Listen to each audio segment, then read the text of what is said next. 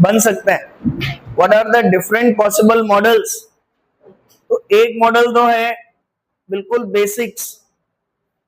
Basics मतलब simple simple फॉर्मूले, Q equal to CV, potential energy half CV square, है ना। Then sharing of the charges, अगर दो कैपेसिटर कनेक्ट कर दे तो कॉमन पोटेंशियल वाले क्वेश्चन, है ना। Then electric field between the plate of capacitor, then spherical capacitor and cylindrical capacitor. So ये तो हो गया बेसिक्स कैपेसिटर का। ये क्या हो गया? बेसिक। फिर अगर हम बात करें दूसरा मॉडल, तो इक्विवेलेंट कैपेसिटेंस निकालना, इक्विवेलेंट कैपेसिटेंस निकालना। तीसरा मॉडल अगर हम बात करें तो डाइलेक्ट्रिक से रिलेटेड प्रॉब्लम्स। डाइलेक्ट्रिक जब आ जाता है कैपेसिटर की प्लेट के बीच में, तब किस तरीके से क्वेश्चंस बनते हैं।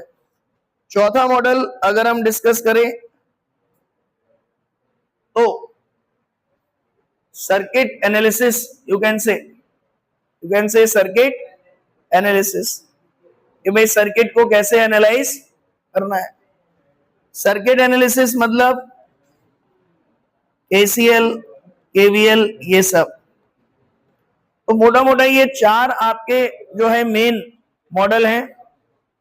और पांचवा मॉडल वो आप हालांकि अगले चैप्टर में पढ़ोगे, that is called RC circuit.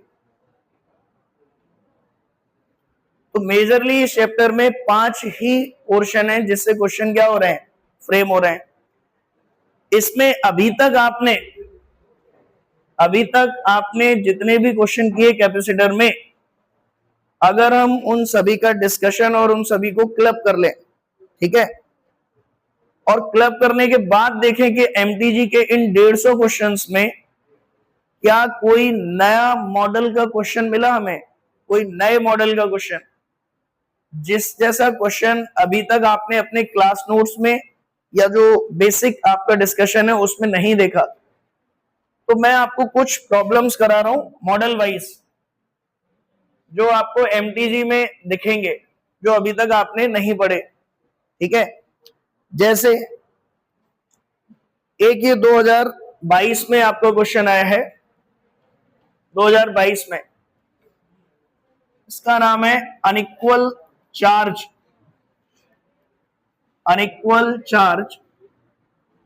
Capacitor. और ये भी आई थिंक लक्ष्य ने एक दिन पूछ ही लिया था, तो आप ये नया रहा नहीं आपके लिए। इस पर Q1 चार्ज है, इस पर Q2।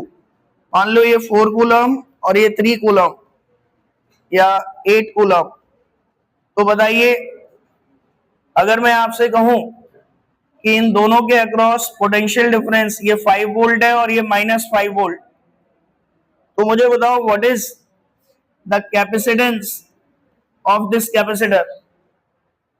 बताइए, ये दो प्लेट्स हैं, एक को चार्ज दिया 8 कूलम, एक को दिया 4 कूलम, और दोनों प्लेट के बीच में इस तरीके से मार्किंग है, this is +5 volt, this is -5 volt.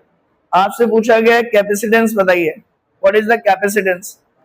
तो जनरल फॉर्मूला कैपेसिटेंस का क्या लिखते हैं आप, Q upon delta V। Q upon delta V कितना आएगा, ये 5 और ये -5, तो कितना आ जाएगा 10। Now the question is what is the value of Q here. इसको 8 है, इसको 4 है, 12, और दोनों ही पॉजिटिव हैं। दोनों ही क्या है, कैपेसिटर पे तो सर हमने पढ़ा था एक पॉजिटिव होता है एक नेगेटिव, यहां दोनों ही पॉजिटिव है। अब क्या करें, तो ये मैंने कल परसों बताया आपको, चार्ज का डिस्ट्रीब्यूशन करिए, 8 + 4 12, 12/2 6, तो यहां 6 यहां 6। अब 8 में से 6 गया, कितना बचा 2, और इस 2 के सामने क्या आएगा नेगेटिव, -2 और 6 मिलके कितना आ गया 4। तो ये जो equal and opposite charge distribution आपने बनाया, that is taken as Q। in this case. So C will be equal to 2/10, 1/5. Is that clear? बोलो, कर लेंगे ऐसे क्वेश्चन, अनइक्वल चार्ज डिस्ट्रीब्यूशन, बोलो। देन मॉडल 1 में ही दूसरा क्वेश्चन अगर मैं आपसे कहूं, लीकेज करंट। नमन, आप एक बार पूछ रहे थे ये चीज, leakage current in capacitor. Next model है जो डिफरेंट है, अभी तक आपने नहीं देखा, ठीक है। और ये आपका क्या कहता है, मान लीजिए यहां पर एक कैपेसिटर है और इसमें एक डाइलेक्ट्रिक भरा हुआ है। डाइलेक्ट्रिक का काम वैसे तो क्या है बेटा, बताओ। डाइलेक्ट्रिक का काम कि चार्ज को अपने में से फ्लो ना होने दे, या सुनो। लेकिन कई बार जो डाइलेक्ट्रिक आप लेते हैं वो आइडियल नहीं होता, उसमें भी कुछ क्या होते हैं, डिफेक्ट। तो थोड़ा बहुत चार्ज उसमें से होकर फ्लो होने लग जाता है, ठीक है। जो भी चार्ज यहाँ वायर्स में आ रहा है वो इन डिफेक्ट्स की वजह से इस मीडियम में ट्रेवल करके दूसरी तरफ जाने लगता है। तो ये जो चार्ज है जो यहां से यहां जा रहा है, हम उसको मॉडल ऐसे करते हैं कि एक अल्टरनेट पाथ बन गया जिससे होकर चार्ज इस तरीके से जा रहा है। क्या ये बात समझ आई?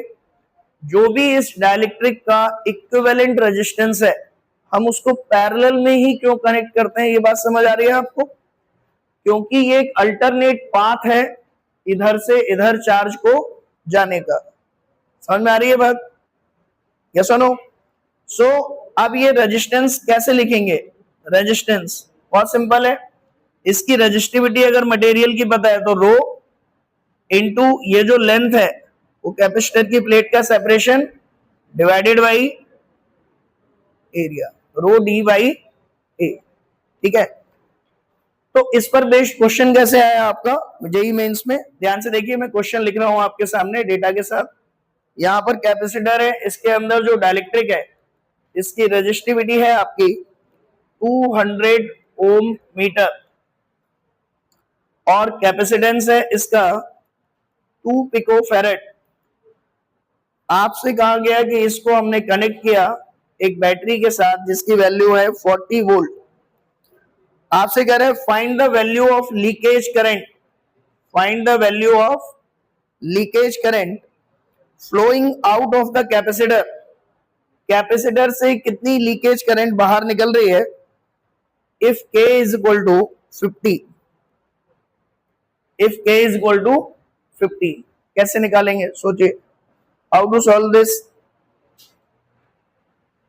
देखो, जब आपने इस कैपेसिटर को इस बैटरी के साथ कनेक्ट किया तो लीकेज रेजिस्टेंस आपने पैरेलल में ड्रॉ कर लिया लाइक दिस।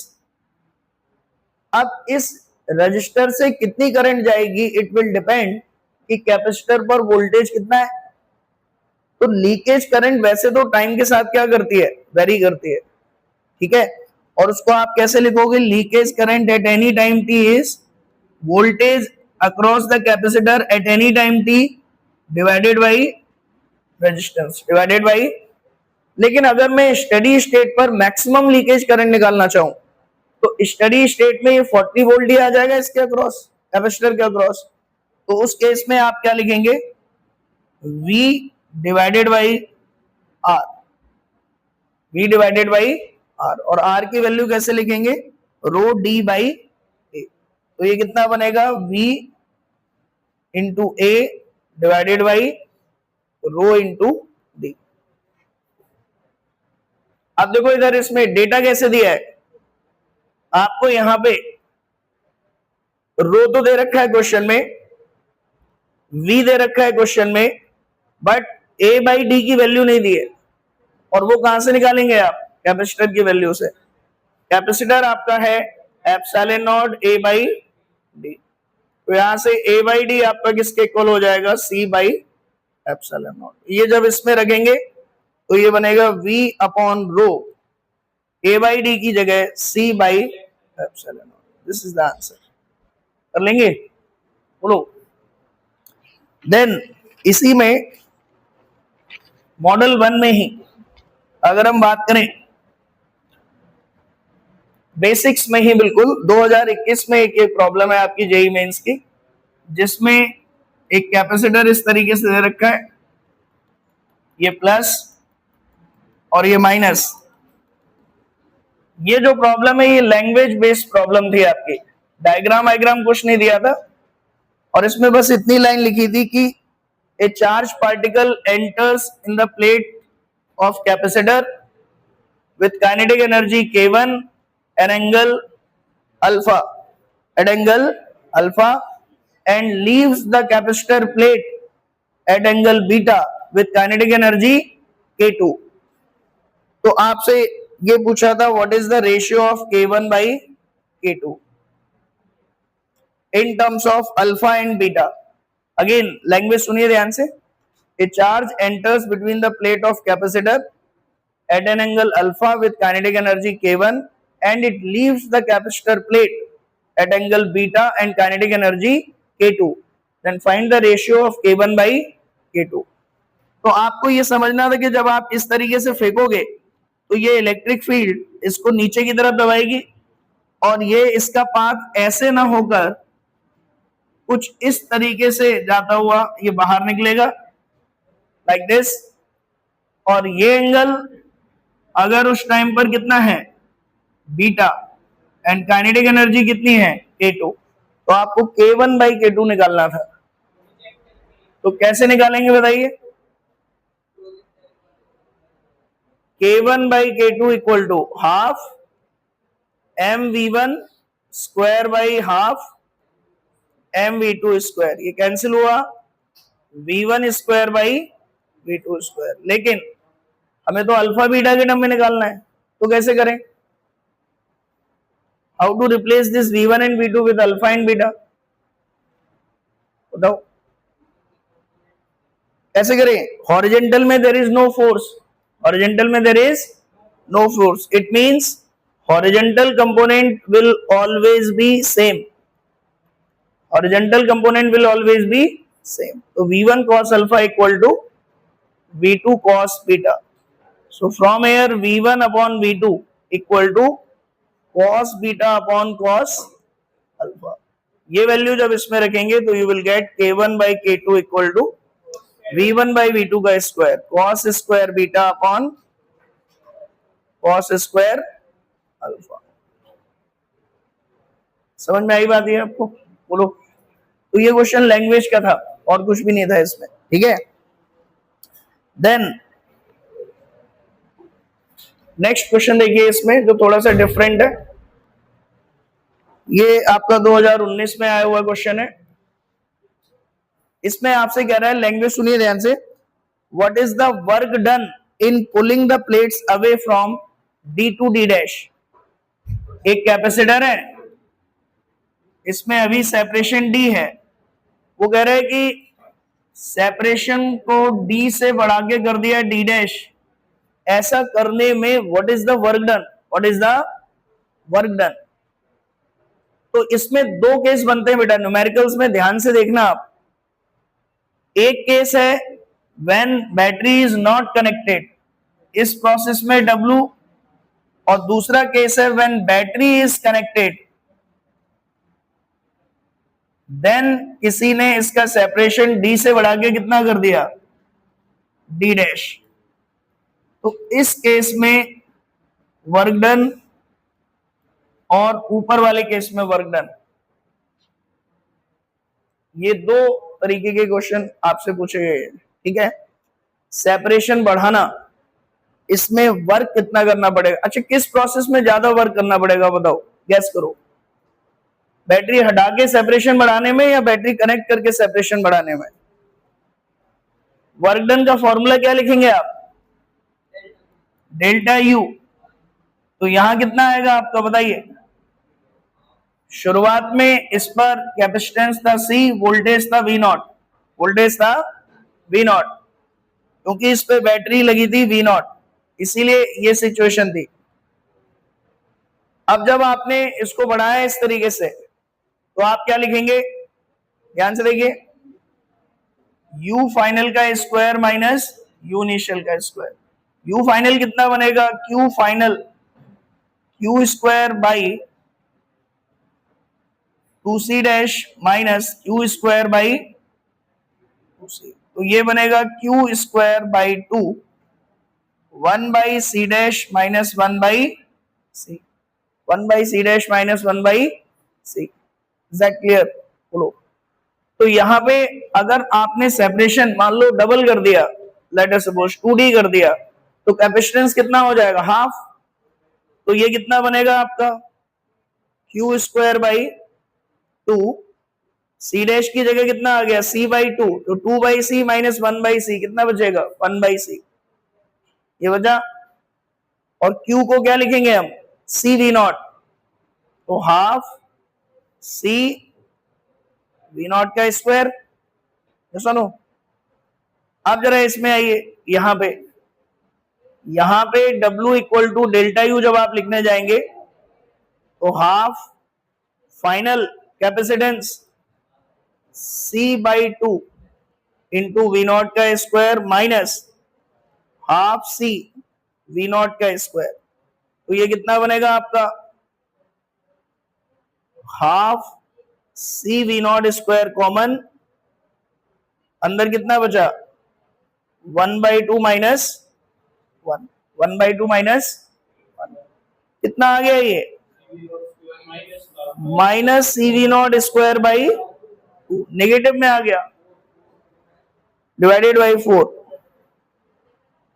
इसमें आ गया ये नेगेटिव में। तो इस केस में वर्क डन क्या हो रहा है आपका? नेगेटिव, और इस केस में वर्क डन क्या आ रहा है आपका?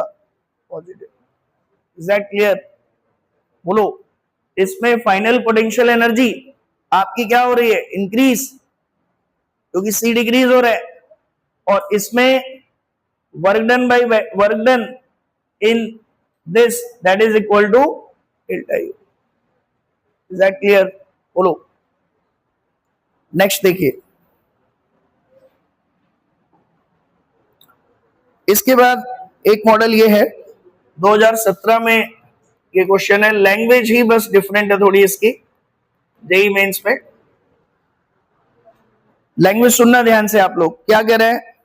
Energy stored in the electric field by a metal sphere is, एक मेटल का स्फीयर है, मेटल का स्फीयर, और energy stored in electric field, ये वर्डिंग यूज है, energy stored in electric field is 4.5 joule if sphere contain 4 microcoulomb charge, अगर sphere के ऊपर 4 माइक्रोकूलम का चार्ज है, इट्स रेडियस विल बी, इसकी रेडियस कितनी होगी? देखो ये जो अभी बना रहा हूं ना मैं, ये हर चैप्टर का एक वीडियो बनाऊंगा मैं, इसमें जितने भी जेई मेंस और जेई एडवांस के अलग अलग मॉडल के क्वेश्चंस हैं, थोड़े से डिफरेंट मॉडल के क्वेश्चन हैं, वो इन वीडियोस में चैप्टर वाइज कंटेंट रहेगा। तो बाद में आपको कभी रिवीजन करना है ना अगर चैप्टर का, तो आप नोट्स पढ़ो और एक बार इसको रेफर कर लो, ठीक है? तो आपको ये है कि 150 क्वेश्चन है तो 150 क्वेश्चन नहीं लगाने हैं, ये बस 5, 7, 10 जो क्वेश्चन है आपके अलग अलग मॉडल के, केवल वो ट्राई करने हैं, और बाकी जो क्वेश्चन है वो अभी प्रैक्टिस करने हैं, अभी ये जो 150 क्वेश्चन है तब वो सेट होंगे दिमाग में, ठीक है? तो अभी बताइए इसका क्या आंसर बनेगा, बताओ। Metal sphere, energy stored in electric field is this, charge on the metal sphere is this, radius कितनी आएगी? सोचो, कहां से निकाल लेंगे C की वैल्यू? यस, यहां से energy stored in electric field, तो ये कुछ अलग नहीं है, आइसोलेटेड मेटल स्फीयर भी किसकी तरह बिहेव करता है? कैपेसिटर की तरह। तो आप उसको क्या लिख लेंगे? Energy stored is Q square by 2C, तो यहां से Q दिया है, क्या आ जाएगा? C, और C का फॉर्मूला क्या होता है फिर? 4 पाई एप्सिलॉन नॉट R, तो यहां से क्या आ जाएगा फिर? R, ठीक है? तो ये energy stored in electric field, ये पढ़ के कंफ्यूज नहीं होना है कि हमें मेटल के लिए इलेक्ट्रिक फील्ड में फॉर्मूला लिखना है या क्या करना है, ठीक है? आपको सिंपली उसको एक कैपेसिटर मान के क्यू स्क्वायर बाई क्या करना है 2c। अभी तो ये क्वेश्चन फिर भी समझ आता है, ठीक है, लेकिन जब ये क्वेश्चन लास्ट में आया था ना तो बच्चे समझ ही नहीं पाए ये कैपेसिटर का क्वेश्चन है, वो अचानक से इलेक्ट्रोस्टैटिक्स में चले गए। ये बोले sir energy stored, electric field, metal sphere, ये सब वो सोच ही नहीं पाए कि ये आइसोलेटेड स्फीयर एक कैपेसिटर की तरह बिहेव करेगा और उसका फॉर्मूला क्या लगेगा क्यू स्क्वायर बाई 2c, ठीक है। देन नेक्स्ट क्वेश्चन देखिए,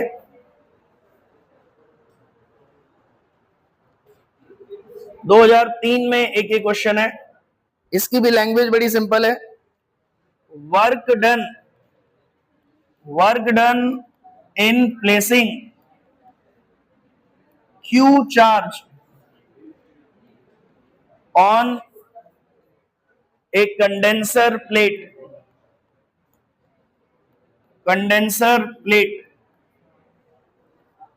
having capacity C, बताइए क्या आंसर आएगा। एक कंडेंसर की कैपेसिटी C है, तो आपको बताना है work done in placing A charge Q on condenser of having capacity C, कितना वर्क करना पड़ेगा बताइए। कंडेंसर का मतलब क्या हुआ कैपेसिटर, तो कैपेसिटर की एक प्लेट पर आप कितना चार्ज रखना चाह रहे हो Q, तो ऐसा करने के लिए what is the work done required, बताइए क्या आएगा, what is the work done required Q square by 2c। हमें पता है W external is delta U, और डेल्टा U क्या आएगा Q square by 2c minus 0। अब इसमें ना कुछ बच्चे गलती कर गए, उन्होंने क्या कहा, बोले सर आपने हमें एक फॉर्मूला पढ़ाया था work done by battery is delta U plus delta H, delta U plus delta H, और आपने उसमें कहा था सर कि यहाँ कैपेसिटर है और एक बैटरी लगाई है आपने E, तो ये चार्ज निकालेगा जो भी Q, तो वो चार्ज इसमें स्टोर होगा जाकर प्लस माइनस, तो इसमें एनर्जी स्टोर्ड कितनी आई CE स्क्वायर बाई 2, और वर्क डन बाई बैटरी कितना होता है सर, आपने एक फॉर्मूला लगाया था Q इंटू E, तो ये बनेगा सर CE स्क्वायर, तो वर्क डन बाई बैटरी कितना आया CE स्क्वायर, एनर्जी स्टोर कितनी हुई CE स्क्वायर बाई 2, सर बाकी एनर्जी कहां गई, वो हीट लॉस हो गई। तब जाके ये फॉर्मूला बना था कि work done by battery is delta U plus delta H। और सर इस क्वेश्चन में जब ये पूछा गया work done in placing Q charge on A condenser plate having capacity C, तो आप आंसर डायरेक्ट कह दे रहे हो कि it is Q square by 2c, यानी कि it is half CE square, और यहां वर्क डन बाई बैटरी कितना निकाला था CE स्क्वायर, यहां वर्क डन आप लिख दे रहे हो CE स्क्वायर बाई 2, तो कुछ गड़बड़ है इसमें, क्या है बताओ, बताइए, समझ आया आपको क्या पूछ रहा हूं मैं, बोलो। Work done in placing the charge on A condenser plate, इसमें ये कब कहा गया कि आपको एक बैटरी से चार्ज निकाल के वायर से फ्लो कराते हुए रखना है, ये तो नहीं कहा ना इसमें, इसमें तो बस ये कहा है कि चार्ज है उसको यहां रखना है इसके ऊपर। हो सकता है कि बिल्कुल आइडियल केस मान रहा हो जिसमें कोई भी हीट लॉस नहीं हो रही हो, या सुनो, तो ये जो वर्क डन पूछा गया था ये अगेंस्ट दिस इलेक्ट्रिक फील्ड पूछा गया था, अगेंस्ट दिस इलेक्ट्रिक फील्ड, और वो कितना आता है आपका Q square by 2c। Is that clear. अगर बैटरी कनेक्ट करके पूछे फिर what is the work done by battery in placing the charge on A condenser plate, तो फिर आपका आंसर क्या आएगा, तो फिर आपका आंसर क्या आएगा, इट इज CE स्क्वायर।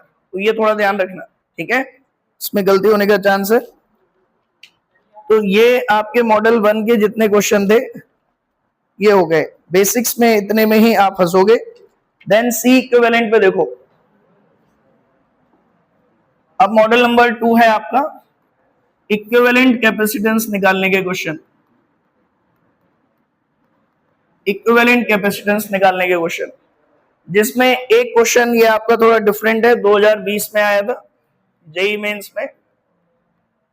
बाकी हमने जो क्लास नोट्स में पढ़े हैं सब उसी से रिलेटेड है, ठीक है। खासकर मेंस में तो ज्यादा है ही नहीं, इक्विवेलेंट कैपेसिटेंस ये लैडर वेडर ये कुछ भी नहीं है उसमें, ठीक है। ये सब जब आप क्यूब लैडर ये देखोगे तो एडवांस में देखोगे, ठीक है। तो मेंस में एक क्वेश्चन बस ये थोड़ा सा डिफरेंट पूछा है।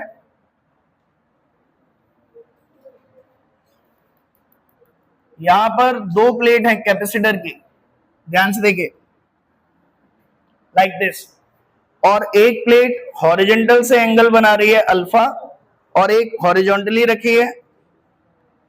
स्क्वायर प्लेट्स हैं ये, साइड लेंथ इनकी ए है और इनके बीच का सेपरेशन आपका डी है। और पोटेंशियल डिफरेंस ये V1 है और ये V2। आपसे पूछा गया है इक्विवेलेंट कैपेसिटेंस कितना होगा, C इक्विवेलेंट, बताइए कैसे करेंगे, how to calculate C equivalent.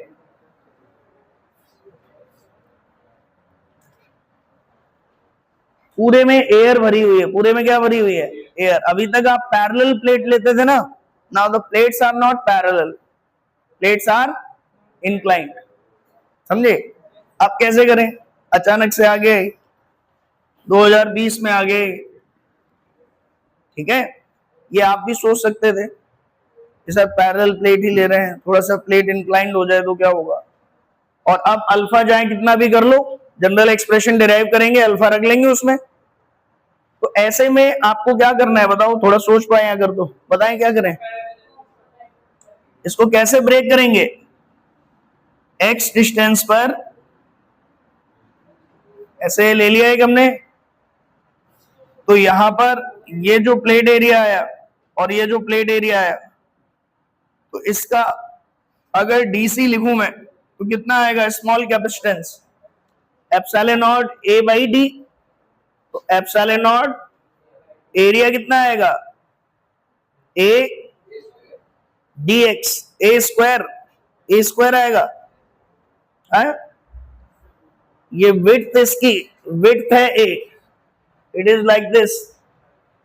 तो विड्थ तो ए है, लेकिन ये क्या है, इसका जो एरिया होगा बेटा वो ये होगा ना एरिया, सुनो। तो ये वाली साइड तो ए हो गई because it is square plate, और ये जो विड्थ है ये कितनी है, dx, ये कितनी है dx। तो आपको यहां लिखना था epsilon naught a dx divided by, अब टोटल सेपरेशन इनके बीच में कितना है, यहां से यहां तक तो हो गया d, और ये डिस्टेंस कितनी है, ये डिस्टेंस, ये कैसे निकालें, this is x, right angle, तो ये कितना आ गया आपका अल्फा x, कितना आ गया alpha x, if alpha is very small, alpha is very small. तो यहां पे क्या लिखोगे आप, x plus, not x plus, basically d plus alpha x, ये डिस्टेंस d और प्लस अल्फा x, ये बना। अब ऐसे बहुत सारे कैपेसिटर हैं, तो आप क्या कर देंगे, इनका इंटीग्रेशन, x की लिमिट कहां से कहां तक जाएगी, 0 से, तो C इक्विवेलेंट कितना आ गया आपका, एप्सिलॉन नॉट a बाहर 1 upon d plus alpha x, तो ln d plus alpha x और डिवाइडेड बाई अल्फा। इसकी लिमिट जब आप लगाएंगे 0 से a, तो ये क्या बनेगा, C equivalent equal to epsilon naught a by alpha. अब आप जब a रखेंगे तो कितना आ जाएगा, ln d plus a alpha divided by, this is the final answer. कर लेंगे, बोलो। तो ये एक इंक्लाइन प्लेन का क्वेश्चन था आपका, जो आपको ध्यान रखना था। अब बेटा ऑप्शन के हिसाब से देखो, ऑप्शन ये दे रखा था, ध्यान समझो, epsilon naught a square by D ln का टर्म था ही नहीं, 1 minus alpha a by 2d ऐसे लिखा हुआ था, है ना। तो आपको थोड़ा यहां समझना था कि भाई लॉग के टर्म में नहीं छोड़ सकते हम इसको फर्दर थोड़ा सा सॉल्व करना पड़ेगा और इसको इस फॉर्मेट में लेके आना है। तो इसको आप क्या लिखेंगे, epsilon naught a by alpha, epsilon naught a by alpha, ये आपका बनेगा ln 1 plus a alpha by D, 1 plus a alpha by D. अब ln 1 प्लस x किसके इक्वल होता है आपका, एक्सपेंशन में अगर आप देखेंगे it is x minus x square by, समझे, वो चीज इसमें यहां यूज करनी थी। तो जब आप वो यहां रखेंगे तो ये किसके इक्वल आएगा, C equivalent equal to epsilon naught a by alpha, तो x यानी कि a alpha by d minus a square alpha square by 2d, ये बना। तो अब यहां से अल्फा कॉमन लेके कैंसिल कर देंगे, you will get this result, ठीक है। हाँ अब बेटा नहीं बहुत आगे तक होता है, but we neglect higher powers, we neglect higher powers based on our option demand, we will take the terms up to appropriate power, ठीक है। तो वैसे तो बहुत आगे जाता है, बट हायर पावर को हम क्या कर रहे हैं, नेग्लेक्ट, ठीक है। नेक्स्ट देखिए क्वेश्चन, पिछले क्वेश्चन का फाइनल आंसर इससे निकालो, ये बनेगा यहां पे C equivalent epsilon naught a alpha common निकाल लो और d कॉमन निकाल लो, अंदर बचेगा epsilon naught a square, alpha से अल्फा नीचे वाला ये कट गया और d बाहर आ गया, तो ये बचा 1 minus a alpha by 2d, ये है answer, this is the answer. अब नेक्स्ट देखिए बेटा, डी निकाल लिया ना बाहर, ये हटा लो, यहाँ पे डी स्क्वायर आएगा ना बेटा, एक्स स्क्वायर है तो डी स्क्वायर आपका आएगा यहाँ पर, तो डी बाहर निकालोगे तो एक डी बचा रह जाएगा, ठीक है। नेक्स्ट देखिए, अब डाइलेक्ट्रिक पर बेस्ड कुछ नए क्वेश्चंस हैं। मॉडल नंबर 3, अगर हम बात करें डाइलेक्ट्रिक, वैसे तो कई क्वेश्चन आप क्लास नोट्स में कर चुके हैं और मॉड्यूल के डिस्कशन के दौरान देख चुके हैं, फिर भी जेईई मेंस में अगर नए मॉडल्स की हम बात करें तो एक 2021 में ये क्वेश्चन आया है, ध्यान से देखिए। इसने कहा है कि dielectric relative permittivity of a dielectric is given by epsilon naught plus kx for x between 0 to d by 2, and then epsilon x is epsilon naught minus kx when x between d by 2 to d। तो इस तरीके का format आ सकता है कि वो x की कुछ रेंज तक डाइलेक्ट्रिक कांस्टेंट अलग एक्सप्रेशन से दे और x की कुछ रेंज तक डाइलेक्ट्रिक कांस्टेंट अलग तरीके से दे। तो आपको यहां से C इक्विवेलेंट कैलकुलेट करना है। तो ये क्वेश्चन किस तरीके का है, ये कैपेसिटर है, इसमें D/2 तक ये वाला डाइलेक्ट्रिक है और D/2 के बाद दूसरा वाला डाइलेक्ट्रिक है। तो कैसे करेंगे इस क्वेश्चन को बताइए, सीखा तो है आपने। इन दोनों को सीरीज में मान लो आप, पहले अलग अलग, इन दोनों को किस में मान लीजिए, बेशक इन दोनों को किस में मान लो, सीरीज में।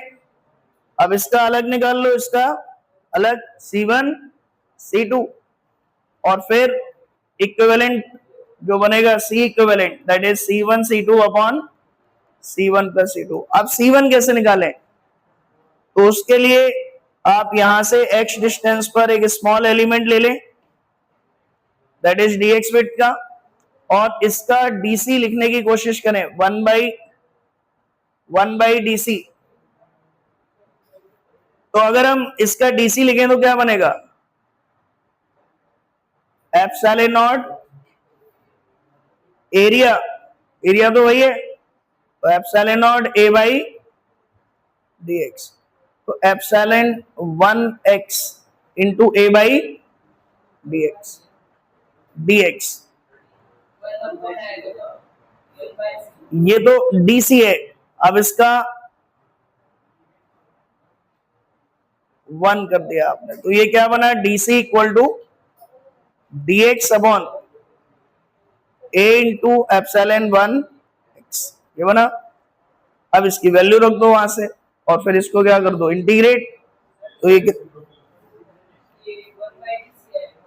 देखो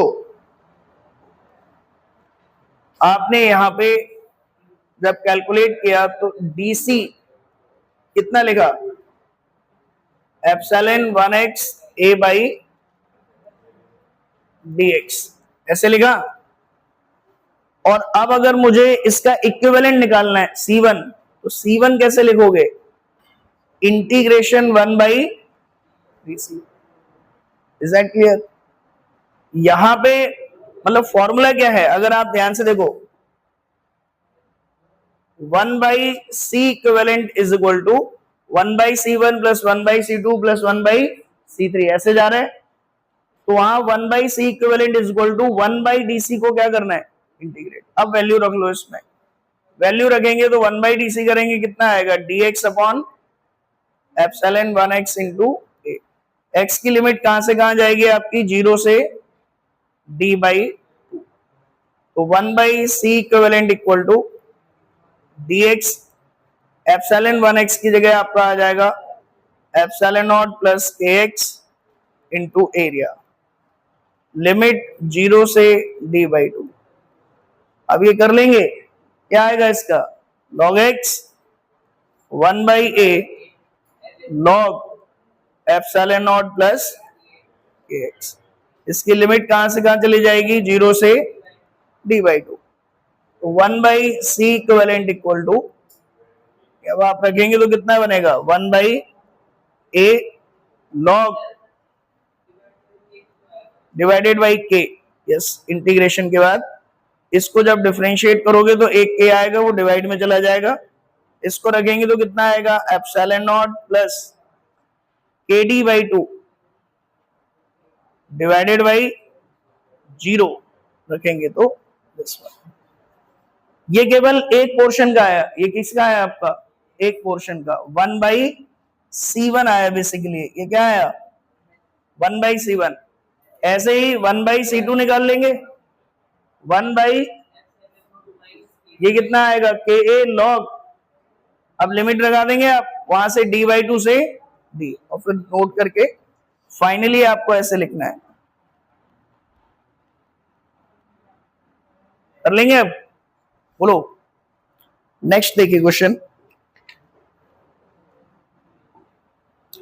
इसके बाद एक क्वेश्चन 2021 में ही फिर से आया, और उसमें कहा उसने, ये क्वेश्चन हालांकि क्लास नोट्स में आपको करा दिया है,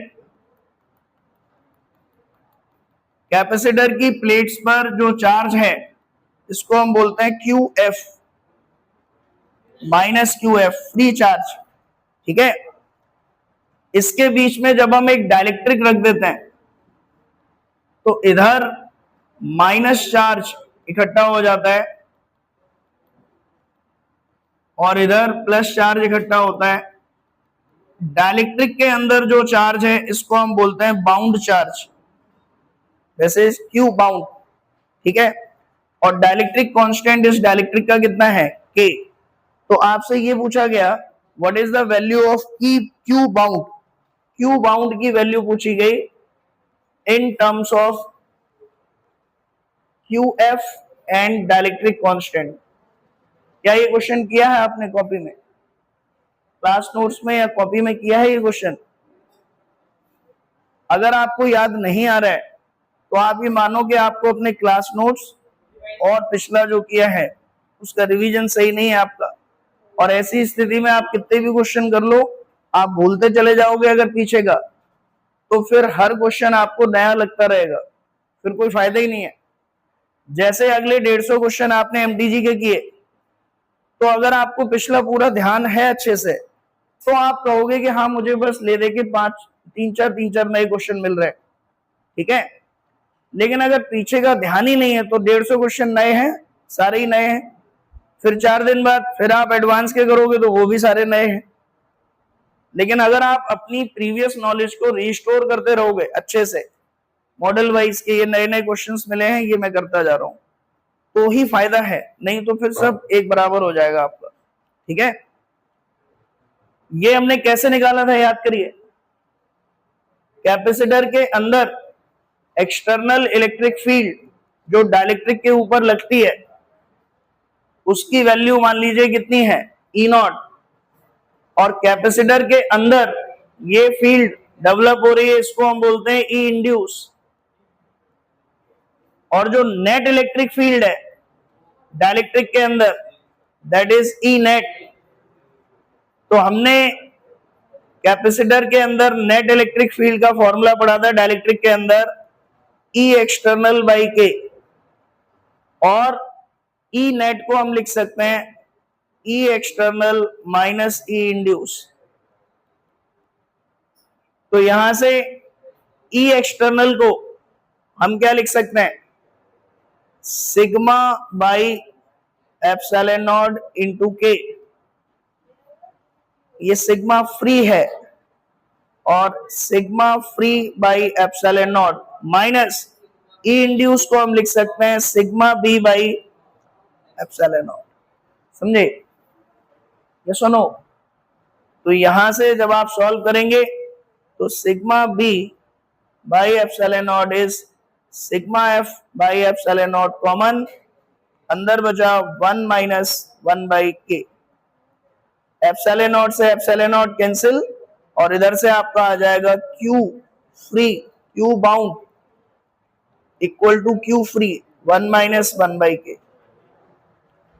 ये आपने देखा हुआ है क्वेश्चन बोर्ड के ऊपर, ठीक है। तो आई होप आपने कर लिया होगा ये। फिर एक 2021 में एक बड़ा ही सिंपल सा लेकिन शक्ल से खराब क्वेश्चन आया 2021 में, जिसको देख के छोड़ दिया बच्चों ने कि ये तो होगा ही नहीं, ठीक है। लेकिन अगर क्वेश्चन समझ जाते तो वो क्वेश्चन बहुत इजी था। देखो इसकी शक्ल ऐसी है, 2021 में ये क्वेश्चन आया, ये कैपेसिटर है, यहां तक डाइलेक्ट्रिक भरा हुआ है, और इसकी डाइलेक्ट्रिक कांस्टेंट है के, और थिकनेस है टी, और इसके बीच में एक पेंडुलम लटकाया हुआ है जिसका मास है m और चार्ज है प्लस q, लेंथ है आपकी l, और यहां लिखा हुआ है प्लस v2 और यहां लिखा है माइनस v1। केवल ये डायग्राम दिया हुआ था, केवल ये डायग्राम, और कुछ भी नहीं गिवन था। और उसने सीधा ये पूछ दिया value of deflection of pendulum in equilibrium, value of deflection of pendulum in equilibrium. Equilibrium में ये पेंडुलम कितना डिफ्लेक्ट करेगा, ये पूछ दिया था उसने। और ऑप्शन इतने, देखो ऑप्शन तो मैंने लिखे ही नहीं है, इतने वाहियात ऑप्शन थे, फिर भी मैं एक लिख देता हूं आपको समझाने के लिए। tan theta is equal to Q by m g d minus t C2 V1 plus V2 divided by C1 plus C2। उसने क्वेश्चन में कुछ नहीं बताया था कि C1 क्या है, C2 क्या है, ठीक है। बस इस तरीके के 4 ऑप्शन बना दिए थे उसने। tan theta equal to this this, किसी में प्लस था, किसी में माइनस, किसी में यहाँ C2 था, किसी में यहाँ C1 था। तो यहां से आपको समझना था कि क्वेश्चन कैसे करेंगे। तो मुझे ये बताइए, जब ये वोल्टेज अप्लाई हो रहा है यहाँ V2 एंड यहाँ माइनस V1, तो इसमें जो भी इलेक्ट्रिक फील्ड लगेगी कैपेसिटर के अंदर, वो इस पेंडुलम को क्या करेगी, डिफ्लेक्ट या सुनो, तो इलेक्ट्रिक फील्ड की वजह से पेंडुलम डिफ्लेक्ट होगा, और जब पेंडुलम डिफ्लेक्ट होगा तो इक्विलिब्रियम में थीटा एंगल बनाएगा, और थीटा एंगल बनाएगा तो यहां पर है QE, इधर mg, और यहां टेंशन T। तो इस T के दो कंपोनेंट किए हमने, ये बना T cos थीटा और ये बना T sin थीटा, और जब इक्वेट किया हमने फोर्सेस को तो हमें एक एक्सप्रेशन मिला tan theta equal to QE by mg। तो यहां पर इस रीजन में इलेक्ट्रिक फील्ड है E। अब सारा क्वेश्चन आ गया कि E कैसे निकालें, हाउ टू कैलकुलेट E। बताइए क्या किया होगा E निकालने के लिए। E को निकालने के 10 तरीके हैं, लेकिन हमें ऑप्शन से हिंट लेनी थी कि उसने E कैसे निकाला है। Q बाई mg तो एज इट इज है, यानी कि ये जो कुछ भी लिखा हुआ है,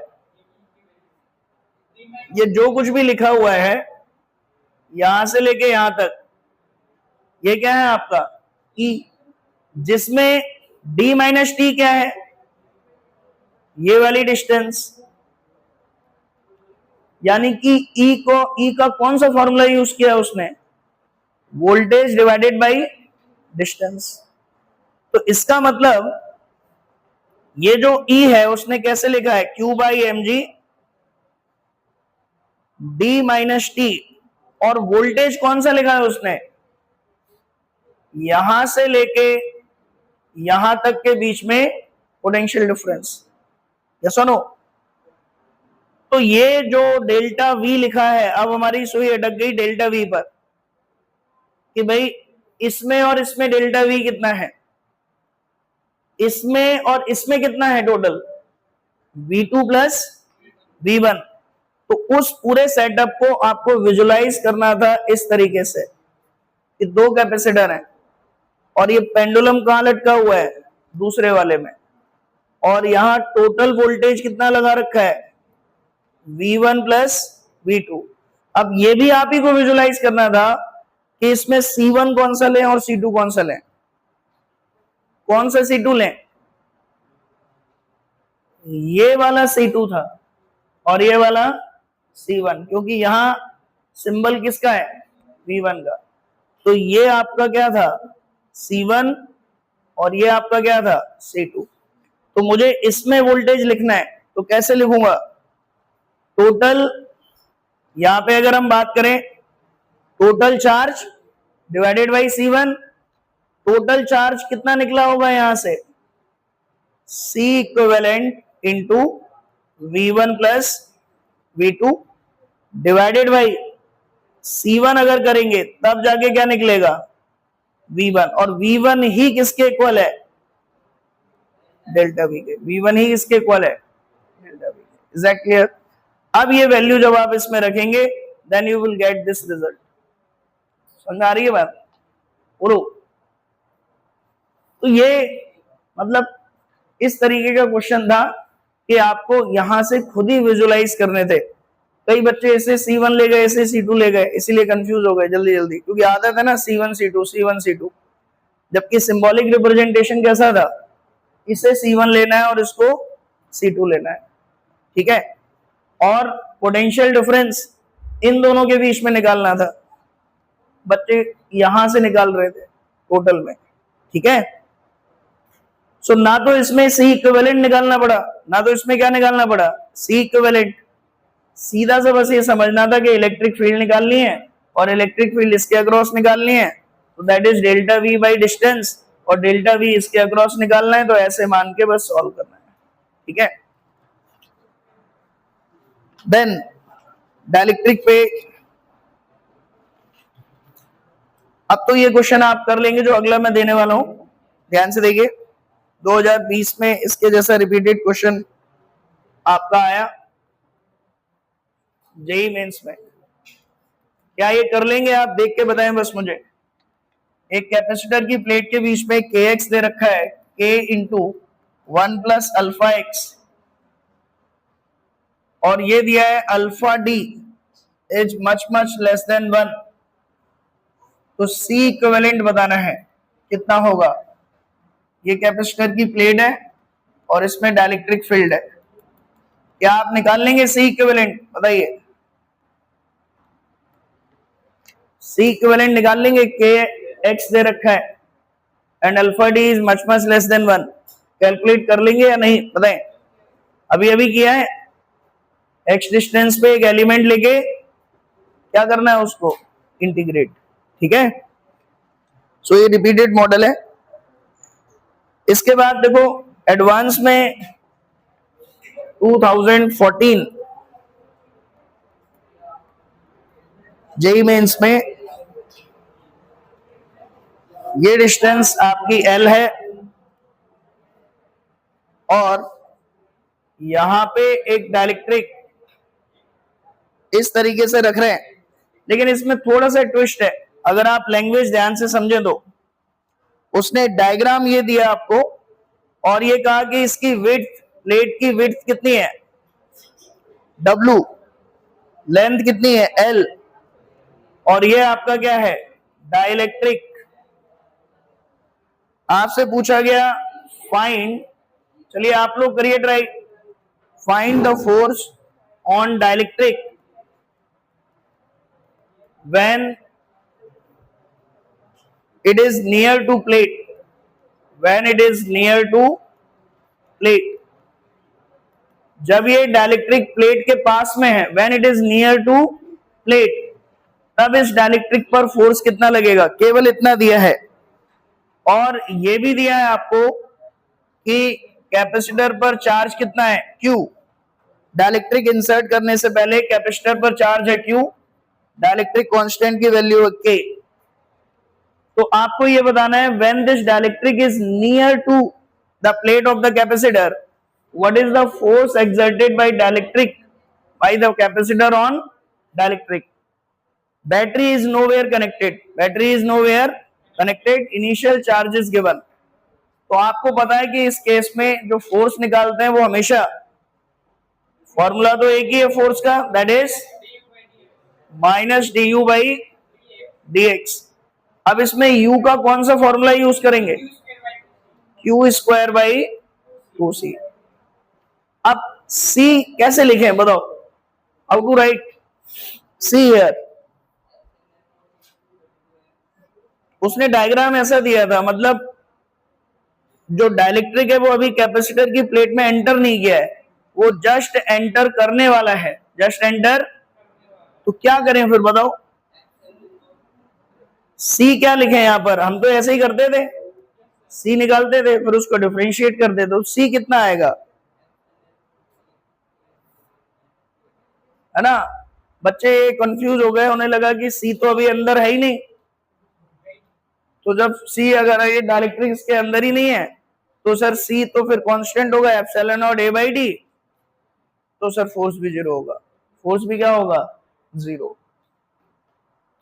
ये सिली मिस्टेक करके आए बच्चे इसमें। उन्होंने कहा सर आपने डिराइव कराया था तब अंदर लेके करते थे आप डिराइव, और फिर C लिखते थे, फिर हम डिफरेंशिएट करते थे, ऐसा नो।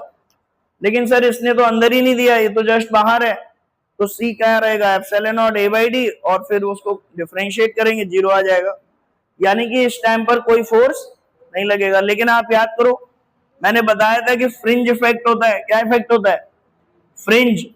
तो ये इलेक्ट्रिक फील्ड बेशक डाइलेक्ट्रिक एंटर नहीं किया है, लेकिन इलेक्ट्रिक फील्ड तो इस पे लग रही है, तो वो खींचेगी इसको। इसका मतलब आपको ये C क्या करना था, निकालना था, कैलकुलेट करना था। क्या मान के, पहले x अंदर मान के, x अंदर मान के, और फिर आपको du बाई dx निकालना था, और x को क्या पुट करना था 0, x को क्या पुट करना था 0, then you will get the answer. समझ में आ रही है बात? बेशक यहां पर अभी नहीं है वो, आपको थोड़ा सा अंदर मानना था, ठीक है। सो इसको आप घर से ट्राई करना, मैं आंसर लिख दे रहा हूं। Answer is Q square D K minus 1 divided by 2 epsilon not W L square. तो नेक्स्ट क्लास में विल डिस्कस दिस, आप लोग घर पे ट्राई करना।